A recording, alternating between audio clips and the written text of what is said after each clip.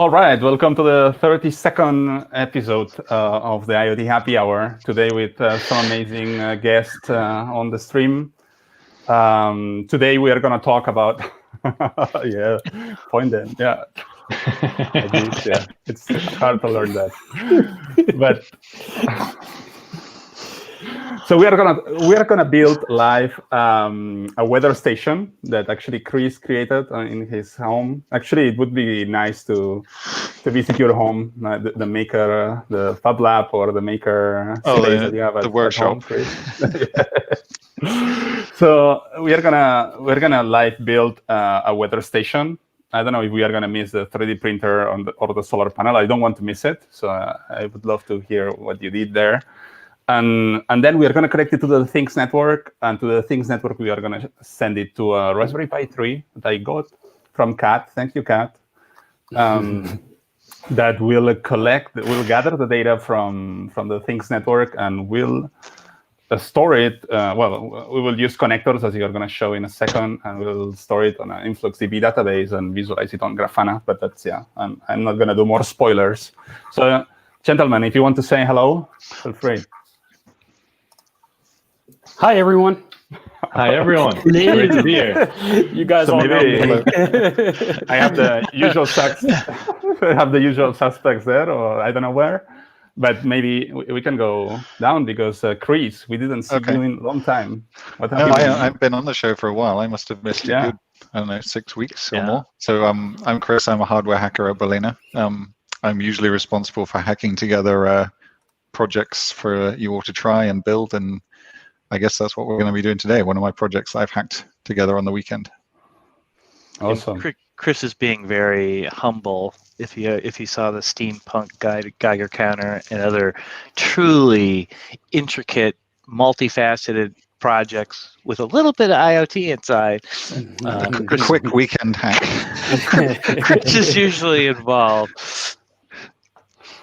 Thanks. All right.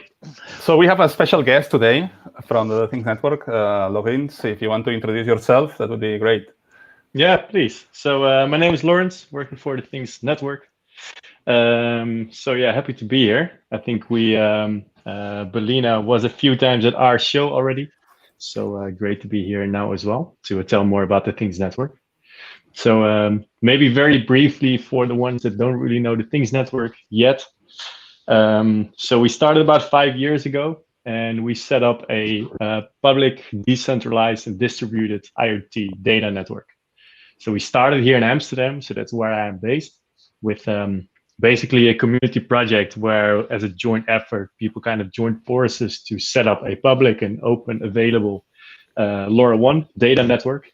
And from Amsterdam, it kind of spread to all parts of the world. And as of now, I think we're available. Like, you can have this network in, I think, 120 cities or 120 countries around the world, over 1,000 cities. And it's just an open and public network. Yeah, happy to tell you more about that in a bit and answer any questions that you might have. Yeah, it's good. If you do archaeology on the Balena blog, when we used to be called Resin, we already were doing like the first exactly. TTN gateways with some Resin containers. Maybe Chris, you were already on Balena or Resin at that time, or not yet?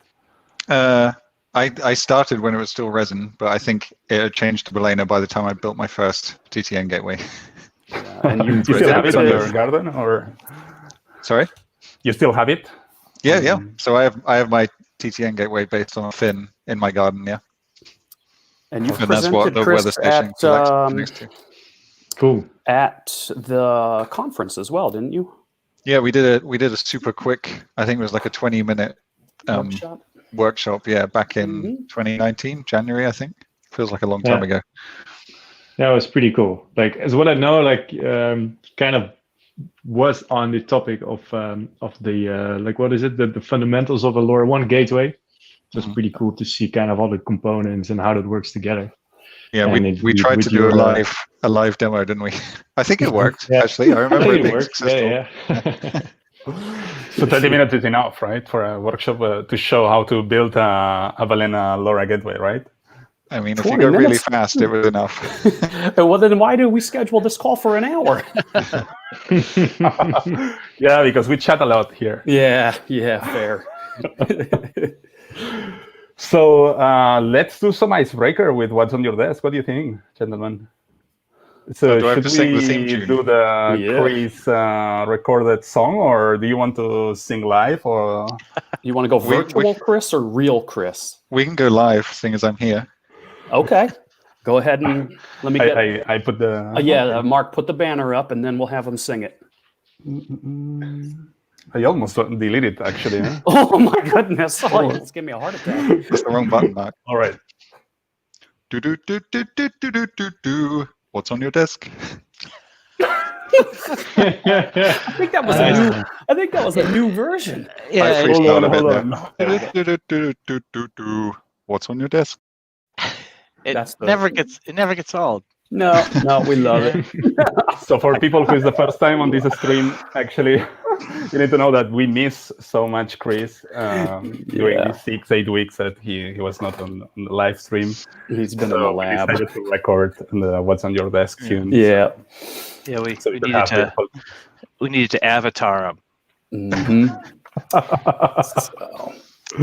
So, okay, what's on your desk? Maybe let's start with Lawrence. What do you have? Yeah. What do you have, Lawrence? Cool. First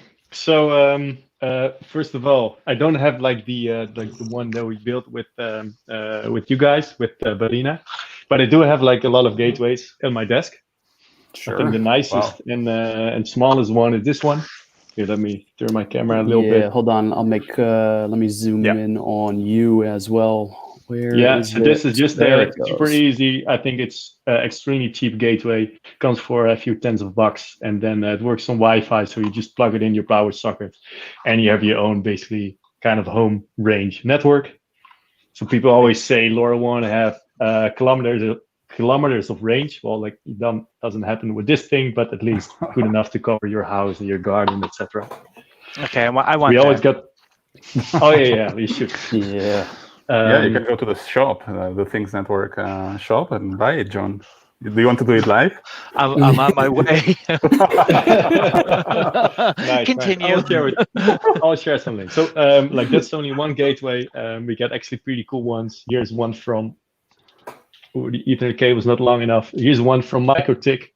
It's a pretty cool one. Super easy to set up. I got one cool. from Multitech. I didn't know MikroTik did one. Yeah, actually they have, and they work. They really work like a charm. There's another one from Tabs. Some guys in Taiwan. They're based. So really cool gateways. I think Multitech is one of the leading gateway brands. They work very well.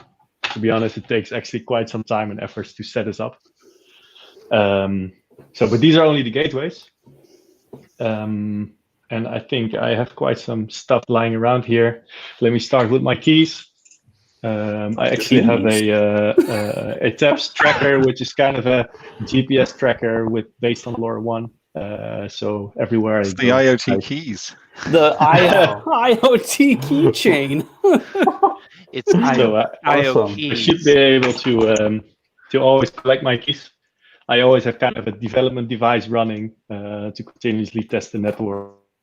But hold on a minute for the keys. So you have a mobile application on your phone. This is just like an Arduino-based board. Hey, is this me or Lawrence? Oh yes, he's breaking up a little bit. So it's just a dashboard. I used UBDOT for it. All right. It's pretty cool, super easy, I think finally I have this thing, which is another sensor with a presence. It is some kind of infrared, so at least you always know if I'm behind my desk, which is nice. And I think it's more or less it. Everything under control. Yeah. Wow. That's cool. I like the idea of the keychain based on LoRa because it's got a much better range than those like the little Bluetooth ones that are quite popular. That's right. Yeah. Yeah. Like to be honest, so the Things network, it works pretty well if you're within cities. So I do quite some cycling. and then it kind of picks up the signal if you're kind of going close to cities. But if you're kind of in a rural side, then there's some black spots, some blind spots here and there. So it doesn't work always, but definitely if you're walking around in bigger cities, was it like John? I think you're in New York. We got a good network there. Myself here in Amsterdam, we got a pretty good coverage. So there, it kind of works like a charm. Cool. Awesome. That was really cool. What do you have, Chris, on your desk? Funnily enough, I've got all the stuff needed to build a LoRa weather station. Oh, well, that's weird. Strange. No kidding, you don't say. I've got. All right, Well, so I might as well just save it. Like, let's skip. We'll Yeah. skip Chris then. John, you have anything? I don't have anything, and No. No more iPads. you know, I or was thinking iPods. we've been doing a lot of things with AI and like the open data cam, and you know, of course, leaves are falling here in the Northeast, and I was thinking like, I wonder if I could capture these leaves falling to do some estimation about just how many leaves fall from a tree, because you know in the fall I always look at this stuff and go, is there 1 million leaves on a tree? Is there 400,000? But just to keep it top of mind, I put on my 4-year-old self and I put some leaves and preserve some leaves in, What are you going to use that for training? in wax paper. Model Yeah, training? Is yeah, that for because AI you know, so when you know leaves come in the spring, maybe I'll have something hooked up. Cool. All right, we'll have to call up our friends at Edge Impulse. Do some It's training. funny, you know, because you can look at that as a 4-year-old project, you know, something that someone would do in kindergarten, or as we look at leaves as AI training. AI training, exactly. That's actually a really good transition. Let me take over from your desk, and we'll go to my desk. I'm going to do Let me first. zoom I'm in going your to do. Well, I'm going to do a shameless plug first, actually. And the reason is, speaking of AI, we had our community page launch on Always AI. So if you want to see me in glorious high definition for 3 minutes and 6 seconds, I used a and it is glorious. Yeah, I used a new camera. I did not use blurry cam for that video, but so there's some resources there, and you can check out getting started on Always AI. All right, now let's.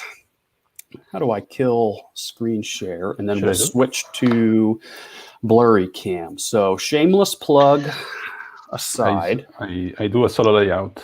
Yeah, there we go. All right. All right. Let's So very very calm. Let's take a look at this. So this is a fin. smoky fin. This is the smoking fin. Well, it's not smoking at the moment because I'm going to show you why. All right, now we're back onto blurry cam. So just for the audience, we're back to blurry cam here. Let's see what happens. Okay, so here's my fin that I said I killed on last week's episode. I didn't kill it live, but I talked about killing it, and I didn't know what was wrong. Well, after some further investigation, a fin, remember, comes with eMMC on board. Normally, it is kind of hidden underneath of the compute module that would be sitting right here, which is why I didn't notice originally what was wrong with this fin. But after swapping out thinking I had killed the compute module for another compute module, I realized, hang on a minute. Here's the eMMC. I used a heat gun to remove it. If blurry cam cooperates, it might. What's that? Come on, blurry cam. You'll notice that there is a hole, a crater in the eMMC. It did not come from the factory with that. So what happened is I put 12 volts into this eMMC, which is designed for, we lost. Well, good job, blurry cam. Is designed for 3.3 volts. So needless to say, it didn't fare well. So I took out a heat gun and come on, blurry cam. There we go. Removed it from here. And this is a BGA 143 or 153 packaging. I can't remember exactly how many, but needless to say, it doesn't matter because I don't know how to solder. So in a future, David, I'm waiting to see your soldering to put one of those back on. Yeah. Live. So in a future episode, we might have to teach me how to solder. I think what I need is going to be a stencil, is what it's called. And some flux is another thing I Googled pretty quickly. And it turns out you can actually buy these EMMCs. Come on, Blurry Cam. I don't know if they come with the solder, the BGA already in place or not. But anyways, that's the story. That's the fin. So that's what's on my desk. Yeah, that looks like a good episode. Yeah. Can I ask how you got 12 volts in there? Or is it just the wrong power supply cable with the barrel jack? You have to watch last episode, John. Yeah, you got to go see last episode. So go to YouTube, playlist, subscribe. Yeah, And click then on the bell. watch the 31st episode. Yeah, you guys aren't satisfying my instant gratification. So yeah. So make sure you thumbs up this video and like and subscribe and leave a comment, John, and then you can find out how. Yeah, exactly. So, all right. I don't know if you want to answer John or that's a good I'll answer. I'll answer him. Okay. I think he was on the live stream. I don't know why he doesn't rember this, but I was off last week. Oh, he was off? Okay. All right. Well, in that case, I'll answer him. Yeah, I accidentally bridged a 12-volt power in to one of the GPIO pins that I had actually thought led to the coprocessor, but it must go down and route through eMMC as well, using a multimeter while doing some testing with the probes. Yeah, my finger slipped. Well, you know, I nicked one of the pins.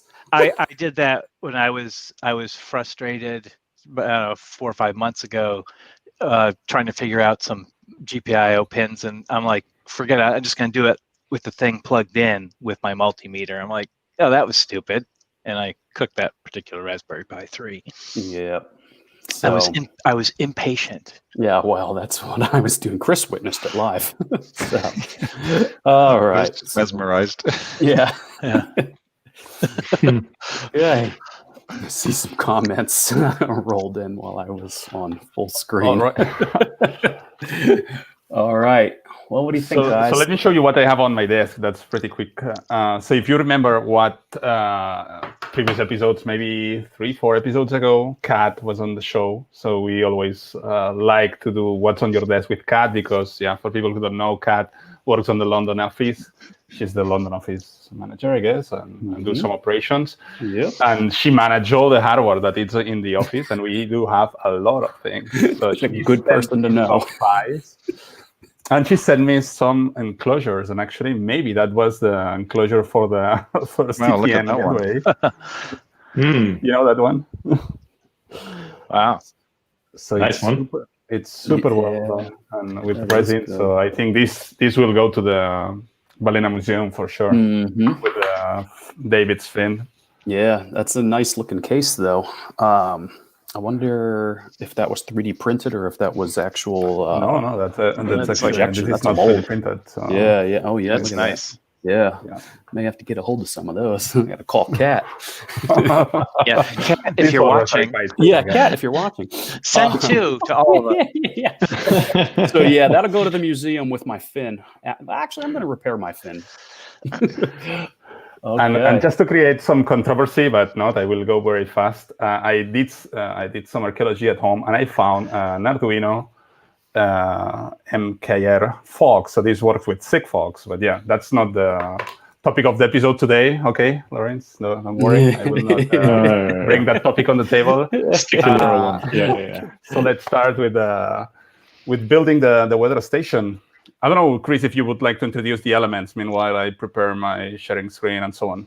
Okay. Yeah. Well, I guess so. My idea behind building this weather station was that I'd set up the TTN gateway on a fin a long time ago. So I've had this gateway in my garden, and I live kind of down in a valley in the middle of nowhere. So I get no traffic whatsoever on my gateway.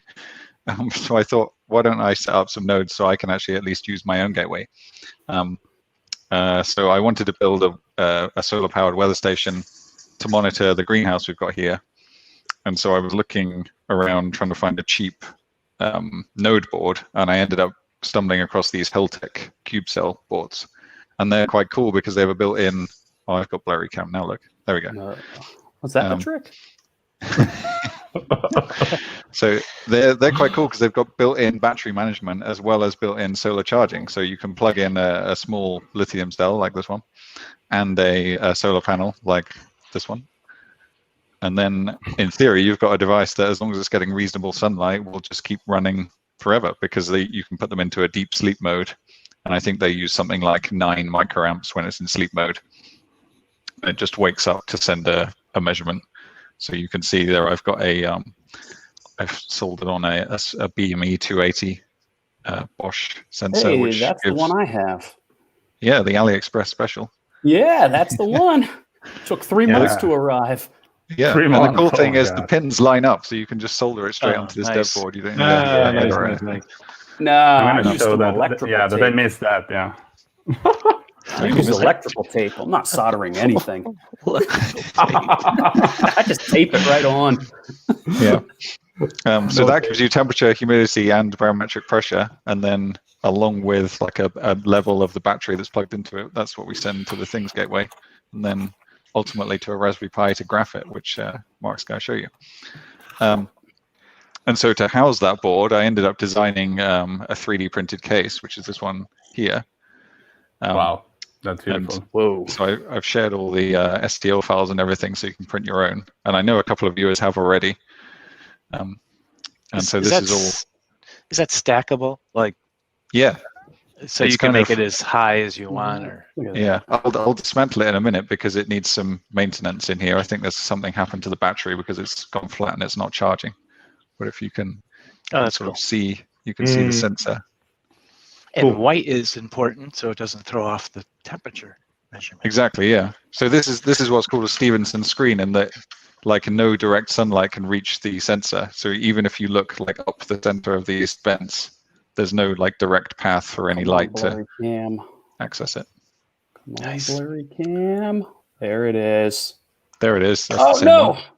No, come back, blurry cam. Oh, we had it for a second. All right. Well, we're just playing around now, but that's the AliExpress. Yep. Yeah. Those are what, like $1.50 each or something? Yeah, you just have to wait 90 days. That's all. Exactly. I've also done. I got it in 2 weeks actually. What? For sensors, I've also used DHT11s, which are just temperature, and I've used one-wire sensors, which are really cheap, and with one resistor and the one-wire sensor, you can at least get temperature up and running, and you can buy a packet of those for, yeah, it costs nothing. $1. The problem of the DHT11 that I'm a big lover as well, it's that the cube cell works at 3.3 volts, and the DHT11 works at 5 volts. I only use 12 volts. So then, yeah, it's tricky. I tried, but I couldn't get with my simple stuff that I got on my table. I couldn't read anything. So actually, I got the cube cell before I got the sensors because of AliExpress. So I soldered all the pins. So I need to do these fancy cable things with the breadboard, but I have another sensor, and when I will get the new cube cells or whatever sensor nodes I get, maybe the rack nodes or so on, I will be able to solve these directly to the pins. I'm interested to hear if I have Lawrence, one waiting here just so. I'm interested to hear if Lawrence knows of any other like node boards, like kind of low cost, that do this sort of thing. Because it's easy to spend a lot of money. I think these ones they're actually super cheap. I think. What do you pay for that? Do you remember, Chris? I think this was like £15 from Amazon UK. £50. So, another one is like you should look for TT Go. That's another one. And And I think it like comes with LoRa as well as an ESP32. So that's pretty nice to play around. And actually, I have something else on my desk here. It's not cheap, but it's actually pretty cool. It's this thing. What is Can you that? see that a bit? This is actually a SODOC one. It's just an Arduino, but it's super tiny. It comes with GPS that you can see here. Wow. It has some onboard sensors, but I think it's like it might go up to like $60-$70. And there's like I just added like a super tiny like LiPo battery at the back, which is probably like 300 milliamps or something. But I know the like it's people worth like there. a charm. This is super low power. They provide you kind of these sample sketches. You can build your own. Well, you can build your own IoT. What is it? IoT keychain with this. So it's good fun. Yeah, actually, what I have is an Arduino TTN from Kickstarter campaign. Oh, that's Yeah, nice. Yeah, that's the this deal. one as well. So, Yeah. Yeah. That's super nice, this one. It's extremely easy to start working with it, but it doesn't really go very low power. So you need to hook up like a massive solar panel if you want to like install it. Now, let me ask. Not good marketing, actually, what I have here. But Let me it's ask good product. a layman's sort of question. How do these devices compare with like the remote sensors that I have with my ecobee?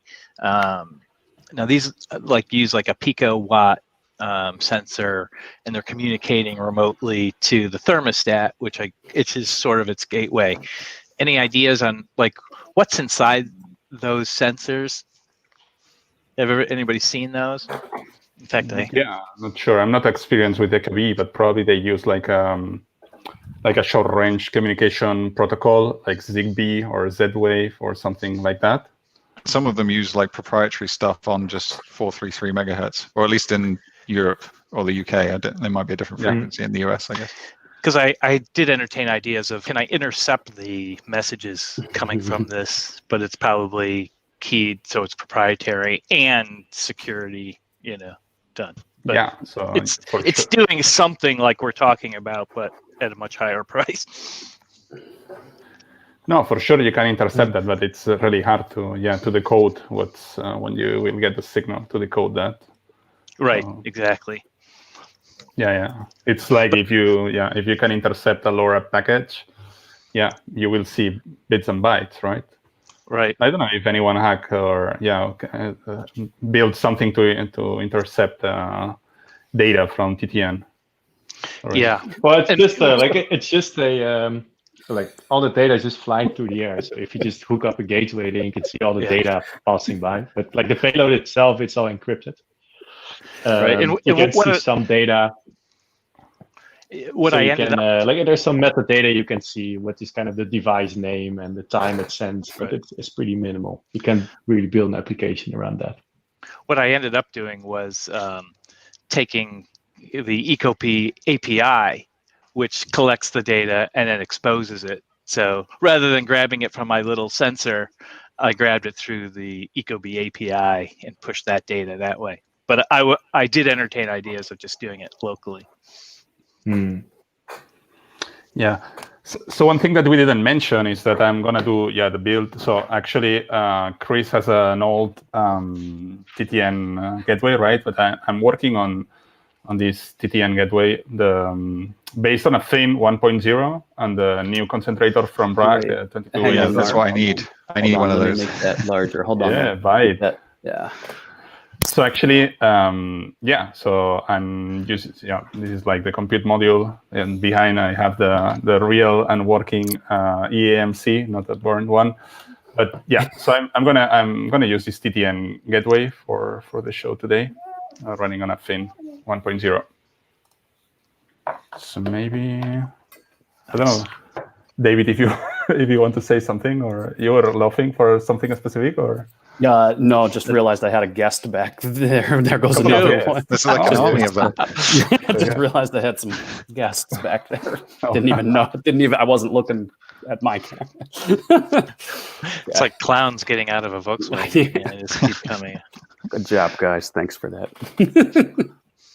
All right. So if you haven't read it yet, it's time to go to the Balena blog, and if you want to build it, you just need to read this blog post, build a simple solar power weather station, and go step by step, and you will get what we are going to build in less than 30 minutes today. But basically, what you will need, it's what Chris explained. So a cube cell device and a BME 280. It's then you can solder that directly, as smartly was done by Chris, or you can do this messy cable thing that I did. And what we are going to do is to create a TTN application. Well, let's follow. Well, let's go. Yeah, the instructions, because I was a little bit messed, but yeah, first that it's recommended it's to go to the TTN, create an application, so you will get the credentials to go to the code of the device and introduce the credentials of the device. So actually, I don't know if we have enough time. So let me refresh that. So I already created my awesome weather station. Let's do it straightforward. So I registered one device, that it's this one. And I got here my credentials. So I got a device EUI that identified my device, the application EUI that it's my awesome weather station, and an app key that it's confidential, and it's related to this to send data to the TTN.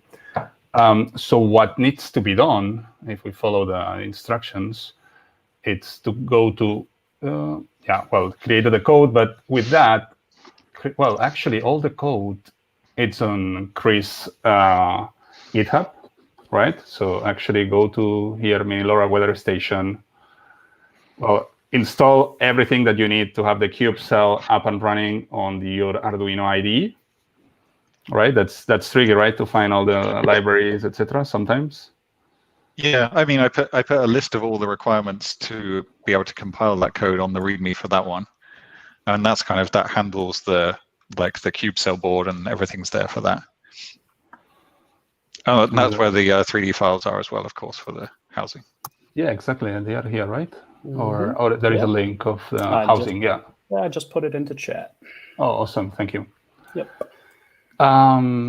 So then it's needed to create this TTN params file on the same folder than of your Arduino, and it's time to put it.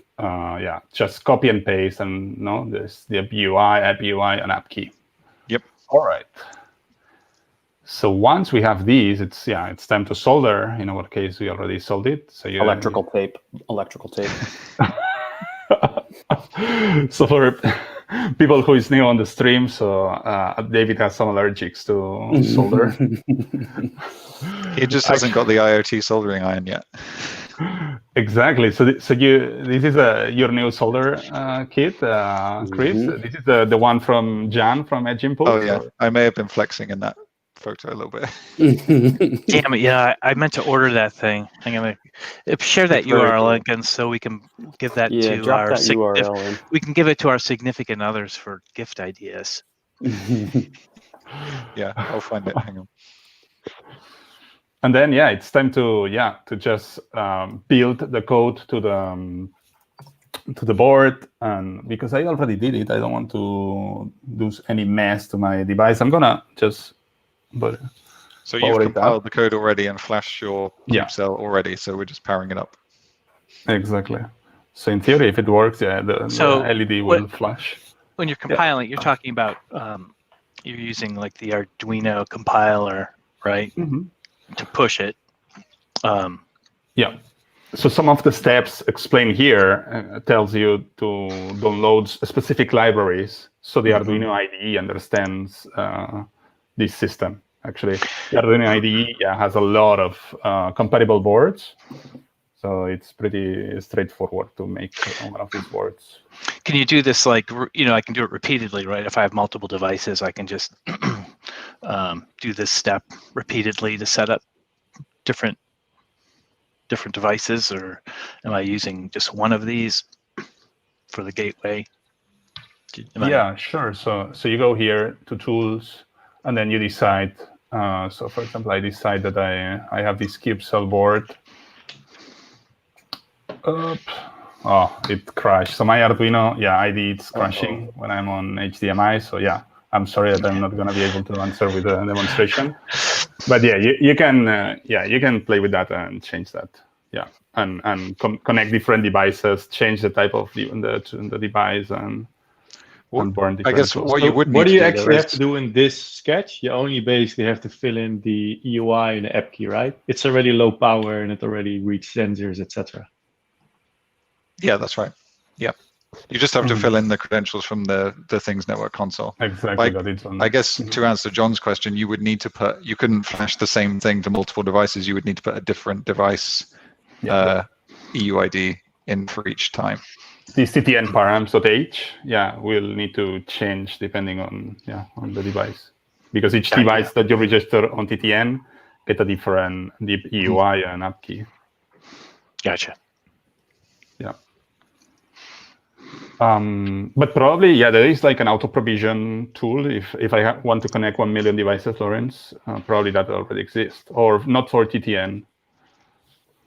Yeah, you can. Yeah, actually. So, well, like there are of course two things regarding that. It's kind of getting the IDs and the keys in a device, and it's registering the device on the Things network. And those are two different things. And kind of if you are in a deal with a manufacturer and going to the larger scale of devices, you kind of have a deal with either device manufacturer or kind of a third party that can flash all these devices. Okay. And then what we see is that you have a kind of secured file that you receive, and then you can bulk import this whole list in the Things network. And you can do that via the console, which is kind of the graphical user interface that we have. But if you go to the larger numbers, then you can kind of automate this process. So you can kind of use the APIs that we provide and automatically hook up to kind of the integrator who's provisioning all those devices to like make sure that happens securely. Mm-hmm. Yeah, because it's there are always not problems, but it's so making one as we are doing, making one device is easy, but then when you need to scale, this is where it's exactly. And it's pretty interesting. So that's actually the latest developments in the market is that so you have kind of one part of the of this whole like network server that kind of manages all the data and all those devices. All these LoRaWAN devices, and one component is called the joint server, and this joint server that stores the root keys and the EUIs of those devices. So every network server has a joint server, and kind of the next step is that these joint servers now can become interconnected. So you can say, hey, I want to use their joint server to connect those devices to my network server. So, and the good thing is that, let's say a device manufacturer might have his own joint server and already pre-provisions all devices.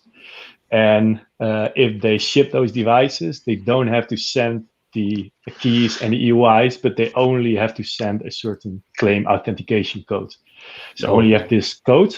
And the good thing is you can even make a QR code out of that or something.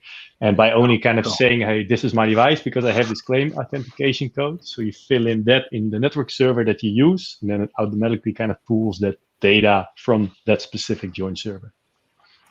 That's cool. Yeah, that's much needed, I'm sure. Yeah. And of course, it becomes interesting once you go up to the larger numbers.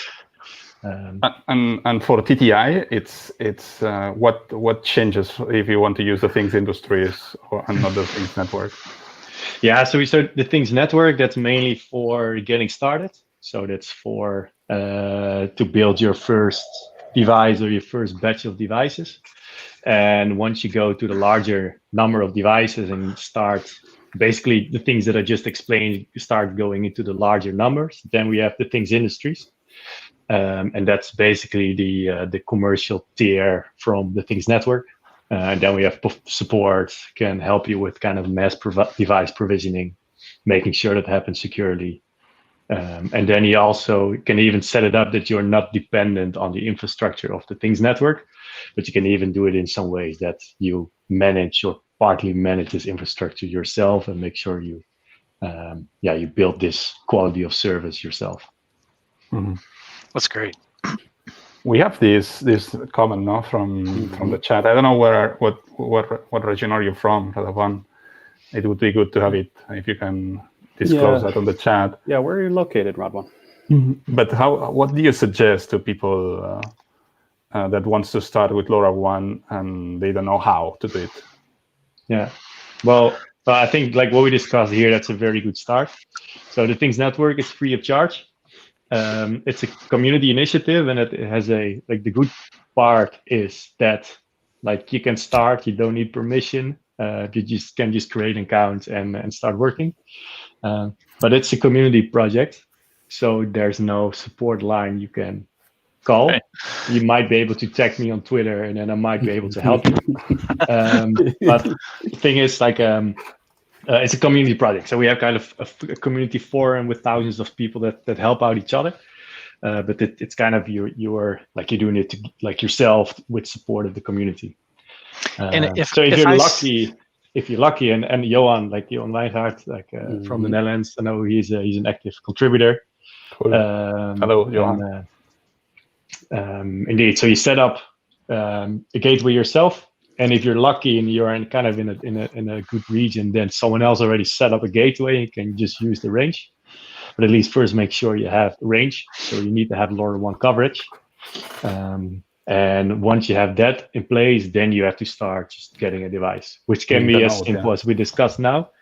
So with this health tech or the things, like everything is a few tens of euros, and then you can get started. And I guess many know how an Arduino works. So that's not real rocket science. So you just buy some additional sensors and you can get started. If I stand up a gateway, is that something that other people can use at that point? Like, can I have it become a public thing? Right. So in these areas where there are no gateways, you're creating the infrastructure for yourself and for others. Yeah. So, exactly. So getting started is really finding people to stand these things up and helping the community. Yeah. Right. Yeah, exactly. Eastern India. Yeah, that's challenging. We have some coverage in India. So there's a big community in Hyderabad, and there is some.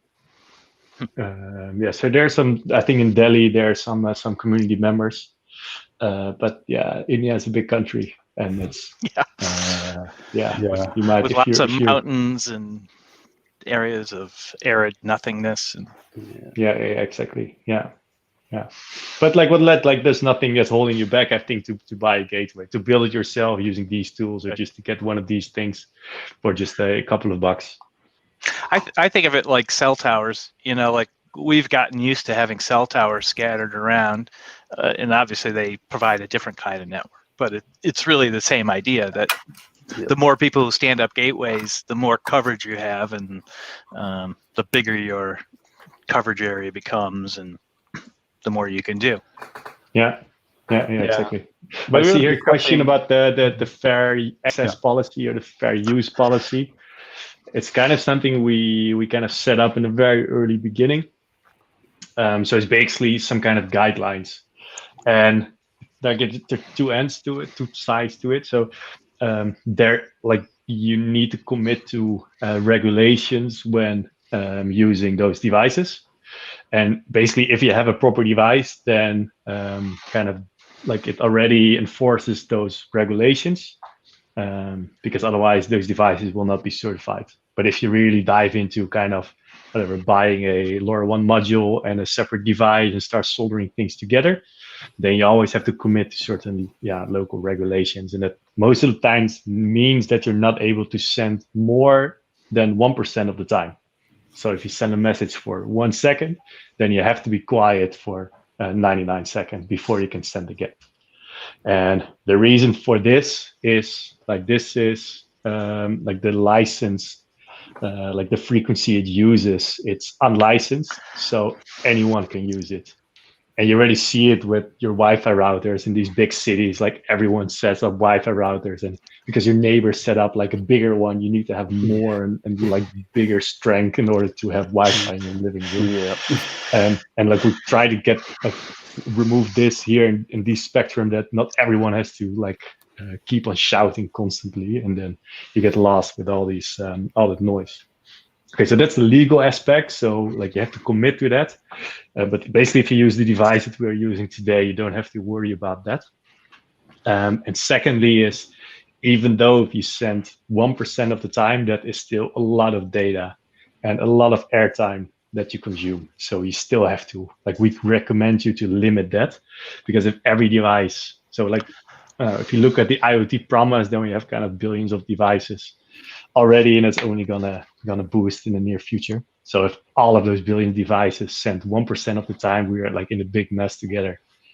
And therefore, we kind of say limit it to 30 seconds, 30 seconds of airtime each day. And if you kind of have proper coverage, it can still be hundreds of messages every day, and further reduce the downlinks even more. Kind of try to limit it to, let's say, more or less 10 downlinks every day. And we don't kill you, we don't ban you for it. Actually, we don't even enforce it, but these are kind of our ways we want to work. And that goes to what Chris was talking about his device wakes up to send and then goes to sleep, right? Yeah. So your online time, Chris, is pretty minimal based on what's actually happening.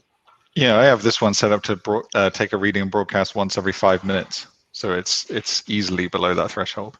And when it broadcasts, it's like it's not even a second. It's, I don't know what it is, probably a few hundred milliseconds. Yeah. Wow. Amazing. Yeah. I don't know if we have questions. Actually, we put more questions. I put the link of the Basics Station LoRa gateway. That it's the one that I'm using here. So this is the newest Semtech technology, for gateways. I think actually a couple of weeks ago, you released that the newest version of TTN is you will use the Basics Station as a standard on TTN. Yeah. Well, actually, it's so we're working on a new software version that we already run for our kind of commercial customers. So at the Things Industries, and there we support Basics Station. So we don't really support it yet on the Things network, but somewhere next year, hopefully early next year, we kind of start migrating the Things network also to this new latest version, and then we can also support Basics Station. I have to tell you that it was really hard to convince these guys from here, that Basics Station was the latest version of the gateways, because I had to check this is the legacy version. And they were like, yeah. He's in the dashboard and he's like, no, Basics Station is the new one, and then he check marks use legacy, and I'm like, come on, man, are you sure? You know what legacy means? But yeah.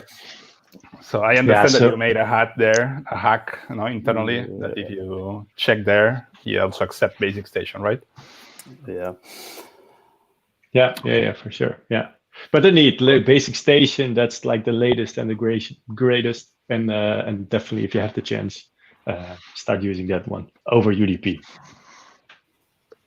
Cool. So actually, for the repo that you see here on the below or in the chat, it works. It's compatible Raspberry Pi 3, Raspberry Pi 4, or Balena Fin with the concentrators from rack only, the 2245 and the 2287, which is the newest. So if you have like the most popular 2245 or 2287, this works, and with multi-regions, just changing some Balena variables. I'm actually in the same situation as what Radwan or Arajit were saying, where there is no coverage here. I'm in Phoenix, and there are a few of them around town, but I'm far up north in the desert, and there's no coverage up here. Phoenix is big, actually, just urban sprawl, like literally 50, 60, 70 miles across. So where I am located, there is none. So I would have to build the gateway and provide coverage. And it's all open desert up here. I'd probably get some pretty good range. So yeah, I need the thing is that order. So as Lawrence showed before, there is there are a lot of type of LoRa gateways, but we were talking with some friends that probably 90% of LoRa gateways give a range of 100, 300 meters around, the the gateway, and then the other 10% give like big coverage. Yeah. So that's the tricky part, no? That you build sometimes a gateway that gives coverage to you and maybe one block next to you. I don't want to share. I don't want my neighbors freeloading off of mine. Come on, build a community. Yeah. No, this is why I bought these super antennas, right? These 5.8 dBi. Nice one. Nice. Yeah. He's looking AliExpress as well. He's broadcasting to space. Yeah, well, you can buy them on AliExpress. Yeah, yeah. I got addicted again to AliExpress. That's Chris' fault. I kept sending links. Oh, that reminds me. Hold on a minute. Yeah, let's see if we've got the. Okay. Meanwhile, we are speaking. Actually, I have this device sending data. Let me share my screen. Meanwhile, so let me be sure that data is being sent.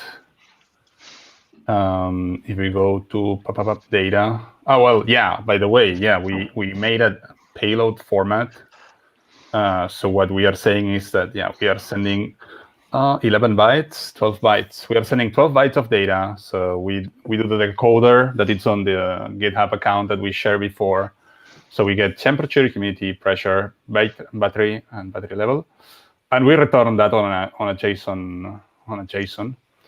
And we did the integration. That's second part of the blog post, actually. If you get here, well, yeah, you can do the 3D printing and the solar panel. But what's next?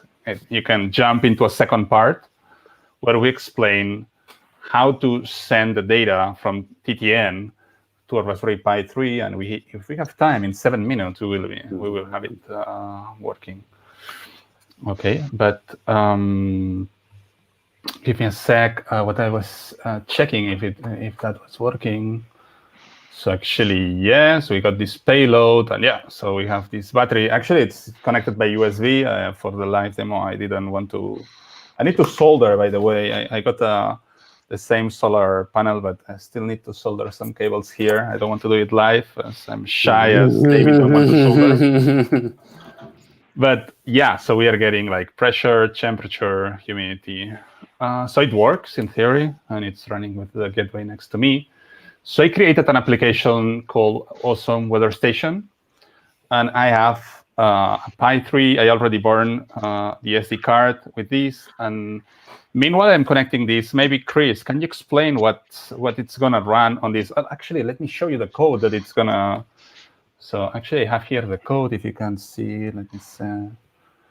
So if this is what it's, I don't know if you see something or there is a white, okay. Yeah, we can see that. Okay, so actually this is running with balena blocks. Okay, balena blocks has been introduced during the last 3 episodes by John, by me, by David. Maybe it's time to have Chris talking about, make like a tweet introduction of what's a balena block. We will do a full episode about that, but talk about what blocks we are going to use and why and how. Meanwhile, I'm plugging this. Okay. All right. So we came up with this concept of balena blocks on the basis that we were building all these projects and noticing like a lot of the components were common between them, especially in terms of like maybe capturing some data, storing some data, and then presenting it. And we found like, because we've got projects like Balena Sense is one, like that's our main sort of air quality monitoring project. Yep. And then I did the Geiger counter project, which had the same thing. It was like capturing the count and storing it and presenting it. And so we were like, hey, these components are very similar. Can we extract them from these projects and give them to users in a way that they're easy to integrate? And so you don't have to worry about setting up that sort of thing. So yeah, we came up with this idea of balena blocks, whereby you can see, as Mark's put his Docker Compose file on the screen there, there's one called connector, there's one called influxDB, which you may recognize as a time series database, and there's one called dashboard. So influxDB is just their standard Docker image that they provide, and you can launch that on Balena. I guess that's an important thing to mention, is that when you're running containers on a Balena device, they don't have to be based on Balena base images. They can be other containers that other software vendors are providing, as long as they match the architecture of your device. So in this case, an ARM processor on a Raspberry Pi 3, you're good to go. It'll run fine. And so we added the connector and dashboard block. And so what the connector block does is it wraps some software called Telegraph. And in this situation, what we're doing is starting an HTTP server that listens on the device that Mark's got. And he can turn on the public URL within Balena Cloud and make that device externally accessible. And we're then able to configure TTN, configure that application in the TTN console to post the data that it's received to the connector block every time it gets a packet from that node. So the node is waking up, capturing the reading from the sensor, sending the data via LoRa to the Things Network Gateway. That's then going to the Things Network console, where Mark just showed you could see the data coming in. And then there's a thing called an HTTP integration within the console. We give it the Balena device public URL, which means it will then post that JSON to the connector block listening on that device. And so when the connector block receives that data, it's automatically storing it in Influx DB. So we've added some kind of additional code to Telegraph and combined them within that connector block, which means it will automatically find an Influx DB instance that's on the same device and just start throwing the data in there. So it's kind of like a minimal or ideally zero configuration. But so all we've had to configure for that connector block is the enable external HTTP listener, which you can see there. And then it knows then once it receives that data to shove it into Influx DB. And I suppose like then once you've got the data stored, then the dashboard block, it's kind of the same sort of story, apart from we've taken Grafana and we've added some supplemental code, which makes it auto-configure. So the dashboard block, just from those few lines there in that compose file, will set up an instance of Grafana. And then when it starts up, it will find an Influx DB instance that's running on the same device, query the Influx API, look at the database schema, see what fields are in the database. So we'll have like a temperature, humidity, a pressure, and the battery level.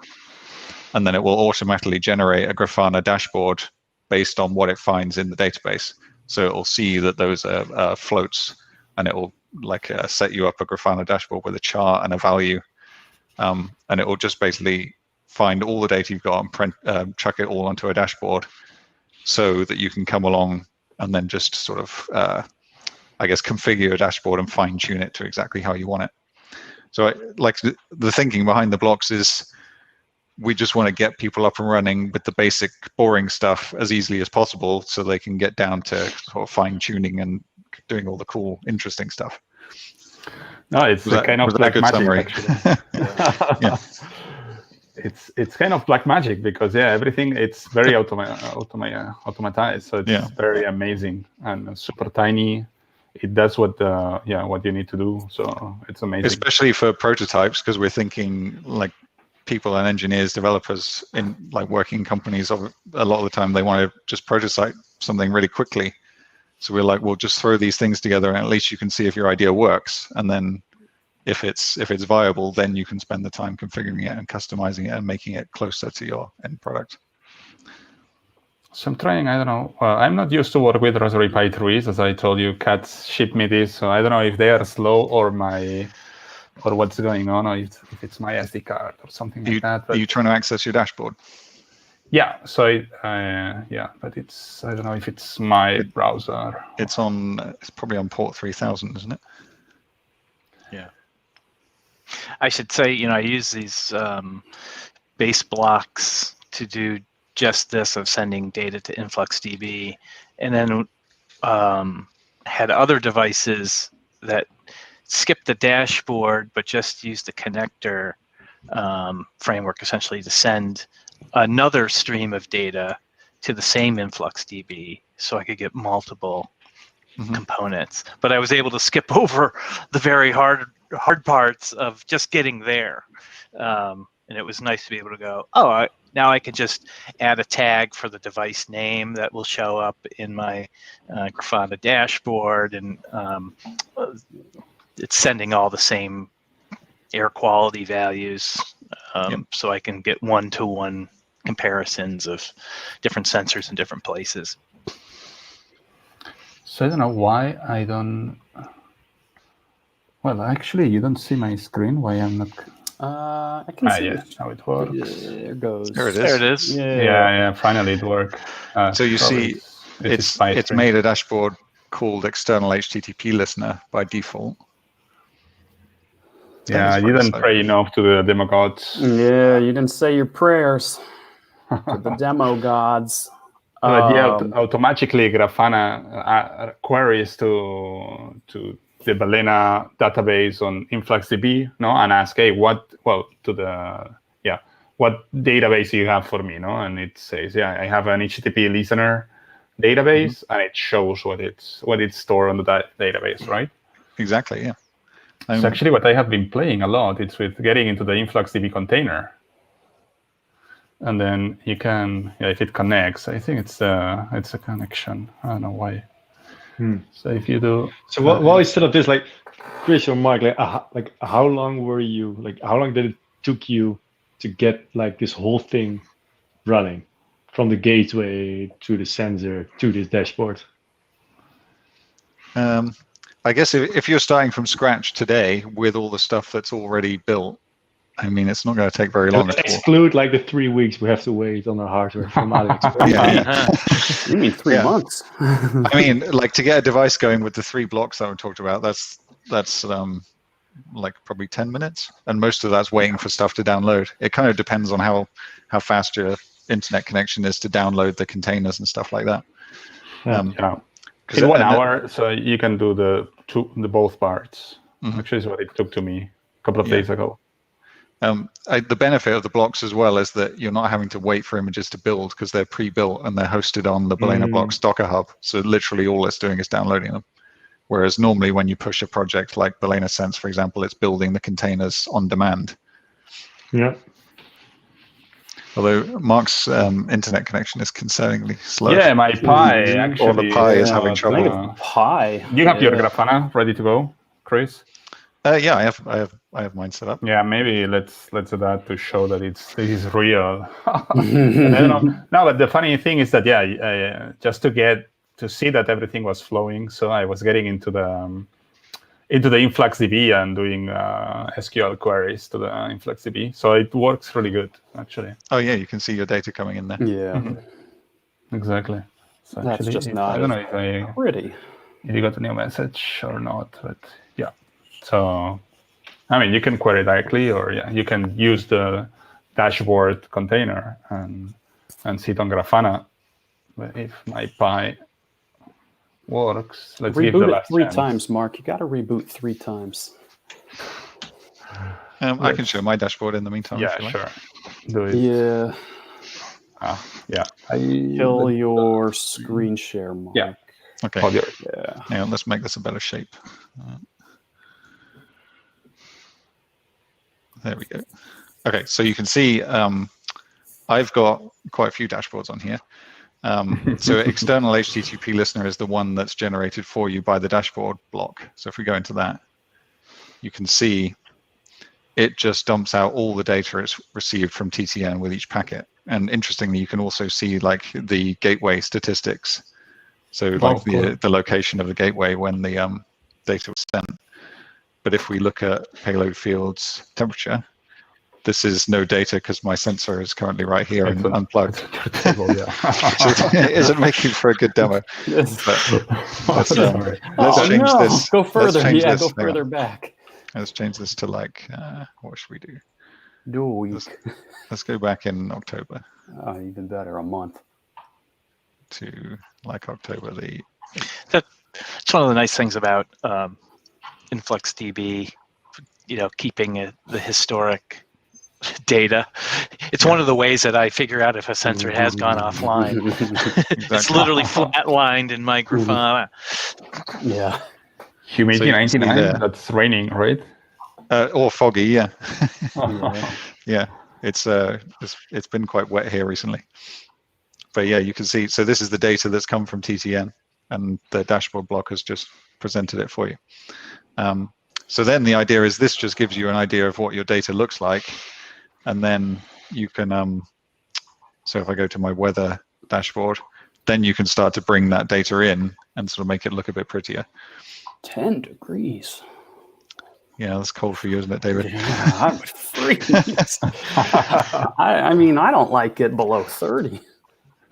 So I've got a couple of sensors set up here. 30, My UV 34. index one is like down at the minute, but I need to repair that one. And I've got like a rain gauge set up as well. Wow, nice. But this is all done in Grafana configuration. Cool. And then I guess what I was also doing was making things like this, which it looks big on here, but then I had it set up on this device, which is a balena dash device. Oh, nice. And then I point that to the dashboard block, which is on the other Pi, and then you get like a mini Grafana dashboard on a small screen. Wow, that's beautiful. John has a little mini Grafana display as well, or dashboard like that. Yeah, I used balena dash, which is actually re-architected. I re-architected it with blocks, which uses the Chromium, the browser block, along with the on-device display block, and a couple others. Finally, I made it.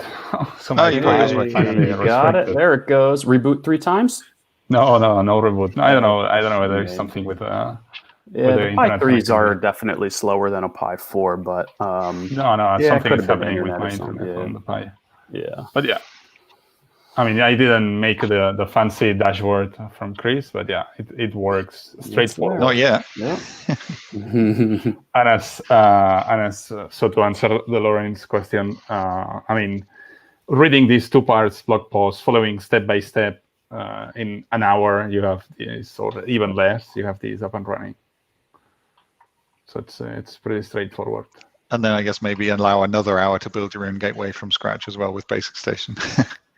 Yeah, or even less. I mean, if you have everything. So Maria from RAC last week sent a tweet like, "Hey, I made it in 10 minutes. So just deploy with balena, changing the LNS URL for her region, and that worked pretty straightforward, 10-15 minutes, because it's just button at a gateway on TTN, and that's all. So I would say, in less than 2 hours, you have the gateway and a node with kind of an IoT platform, a meta IoT platform, storing the data on your table, up and running. So it's pretty amazing. Cool. Let me put again let's leave it here, but go to balena blog, and if you want to get started on the LoRa and TTN world, that's a place. If you this is what the station looks like with all the housing removed. Hang on, let me make you larger. Yeah. Hold on. Oh, yeah, there you go. Yeah, and then flip that around. How's that mounted on? Cool. Can you show the sensor? Nice. Yeah. Oh, cool. How many you have? Or you just have one or a couple? I only have one that's fully 3D printed, but I have 2 of the Heltec boards. So I have another one here for developing on my desk. Okay. But yeah, to John's question, then all these pieces are all 3D printed and they're all pretty much the same, and then they stack on top like that. Okay, on the holes, yeah. Yeah. Wow. So cool. Yeah, that's cool. I like the fact that it's, no light gets in, because one of the challenges of placing sensors, because all official temperature sensors in particular are shade temperatures, right? So it's very hard to find a spot around your house or where you're working that's perpetually shaded, that's also not somehow not indicative of what the real temperature is, because it's like basically a cave environment. So devices like that are good. And you can probably mount that on a pole, which it looks like you did. Yeah, I have. There's a bracket in the repo that sort of like mounts onto the top, and then you get a fixing, so you can do it to a pole. But I left that part on the pole. Don't want to climb on the roof like David does. Yeah. I was just up there recently retrieving this fin, and within 2 days of retrieving it, I nuked it. It survived 100-degree heat on the roof, and then as soon as it came back in the house. Yeah, as soon as it came back inside, it got destroyed. Exactly. So maybe, yeah, Lawrence, or people who didn't follow last episodes, like 20 episodes ago, Yeah. David focus was to destroy his fin. So in one episode, he got into his roof and put it there to 100 degrees Celsius. That's not yeah, true. and it worked. It was only 97 degrees Celsius on the air temperature. The board, the compute module temperature was 107. Was the max that I ever recorded. So Still pretty good. So you only needed a multimeter actually to destroy it. Yeah. Yeah, all I needed was it's true. Could have saved a whole load of effort. You just put it on your desk and poke it. I almost fell off the ladder and died. I could have saved my When I saw you, climbing the ladder with flip-flops, live on IoT Happy Hour, that was scary. Awesome. All right. Anyone wants to just wrap up to Carlo? What did he miss? Yeah, give him a quick summary. Mark, give him the summary. All right, Carlo. So what you missed, actually, it's great conversation with Lawrence about TTN, the Things Network, LoRa network. I always confuse actually if it's LoRa or LoRaWAN.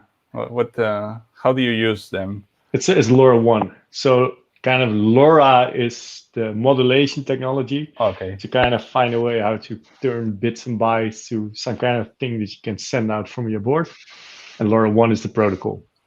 Okay. So security layers, at least the format on how to send data, etc. So TTN is a LoRaWAN network. Yeah. So you missed that, and you missed actually that we built LoRaWAN weather station. Actually, it's potentially can go solar if you check the Balena blog.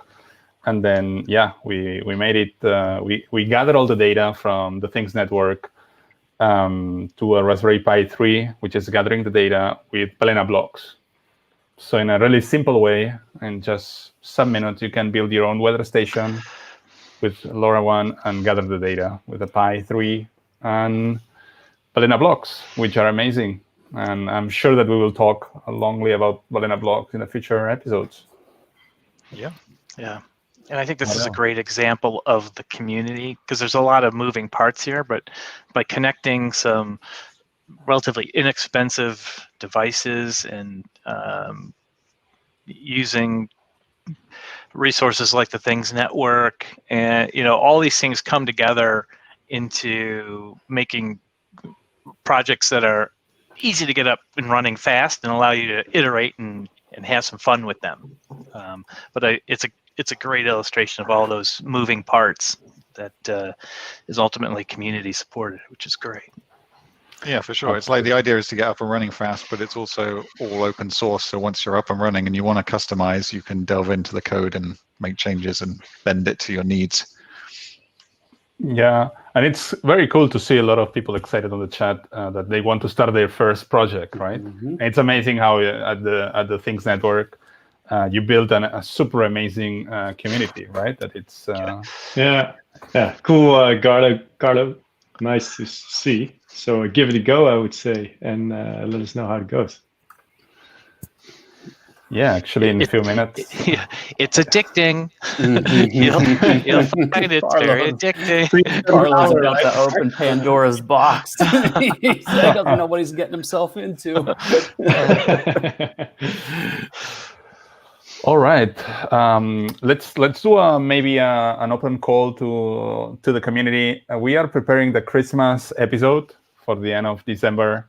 So build your Balena Christmas stuff. Lawrence, you can do it as well with LoRa. So if you do it, you are invited to join again IoT Happy Hour if you want to show your Balena TTN project for Christmas. That would be nice. I don't know if you can do like a sensor that detects Santa's getting into close to the tree, or nice. like I might give that a try. Yeah, who knows? Yeah. Santa detector. Yeah, I know Carlo is already thinking about Seeing if Christmas someone's projects walking on as your well. roof.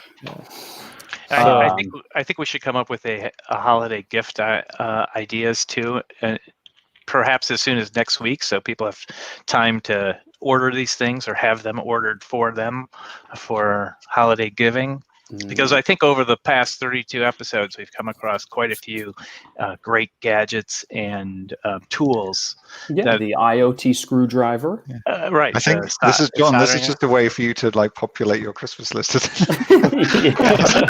like a community-sourced Christmas list. Honey, I really need this $70